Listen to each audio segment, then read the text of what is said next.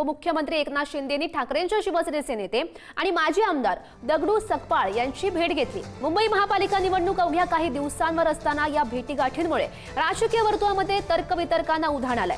दगडू सकपाळ यांच्या मुलीच्या नगरसेवक उमेदवारीसाठी ते आग्रही होते, मात्र ठाकरेंच्या शिवसेनेनं उमेदवारी नाकारल्यानं दगडू सकपाळ हे नाराज होते।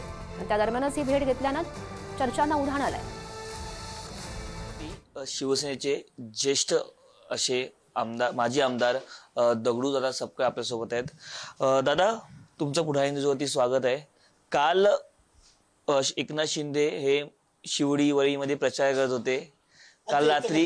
काल रात्री अचानक 11 वाजता त्यांनी तुमची भेट घेतली। जवळपास खूप वेळ ही भेट झाल्याचं कळतंय। तुम्ही अनेक दिवसांपासून नाराज आहेत अशी देखील चर्चा आहे। नाही, अशी चर्चा करणार ना, बघा, चर्चा ज्याला करायची तो काही करू शकतो।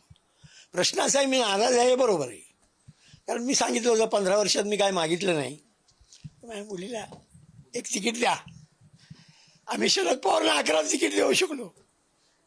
संघटनेसाठी रक्त सांडले ना, ठीक आहे, नाराज आहे, त्याबद्दल वाद नाही, बाकी काय बोलू नका। पाहायला गेलं तर इथे देखील आता शिवसेनेविरुद्ध शिवसेना अशी लढाई सुरू झाली आहे। एकनाथ शिंदे असेल किंवा ठाकरेंची शिवसेना, काय सांगाल, कसा माहोल आहे इकडे? माहोल आजही चांगला आहे। 16 तारखेला कळेल ना माहोल काय आहे, तो लक्षात आलं की नाही? माहोल काय आहे तो 16 तारखेला कळेल। आता मला तर साधा कोणी फोन बी नाही केला किंवा आमच्या प्रचाराला येत आहे का असंही कोणी सांगितलं नाही। फक्त एक किरण तावडे माझ्याकडे आला होता, बस। हां, आणि अनिल काल एकनाथ शिंदे बरोबर आला होता। कोण बोलवत नाही, कसं जायचं? आपलं घरी बसू ना, घर आहे ना मोठं, घरी बसू आरामशीर। कारण आता आपली ताकद संपलेली असं जर लोकांना वाटायला लागलं तर आपलं डोकं टेकून तिथंच बसायचं, हे बरोबर नाही ना। कॅमेरा पर्सन सुरेशसह मी पद्मेश पवार, पुढारी न्यूज, मुंबई। तर या भेटीबाबत संजय शिरसाट आणि संजय राऊत यांनी नेमकं काय म्हटलंय तेही बघूयात। दगडू सकपाळ हा शिवसेना प्रमुखाच्या काळापासून विभाग प्रमुख राहिलेला आहे।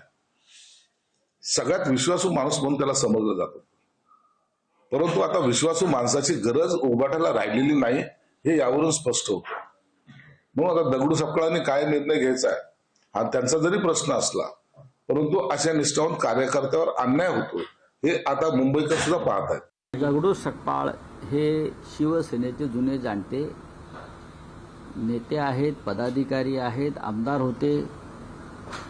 त्यांच्या मुलीला उमेदवारी जशी मिळाली नाही तसे अनेक ज्येष्ठ नेत्यांच्या, पदाधिकाऱ्यांच्या जवळच्या लोकांना उमेदवारी मिळाली नाही। जर उमेदवारी मिळाली नसेल त्यामागे काही कारण असतात। दगडू दादा हे आमचेच आहेत। आता एकनाथ शिंदे, निलेश राणे यांना एक दिवसाची बातमी हवी असते, याला फोडला, त्याला फोडला, त्याच्यात या एक दिवसाच्या बातम्या असतात। नंतर हे जे जातात त्यांचं काय होतं, कुठे अदृश्य होतात बरं का, कधी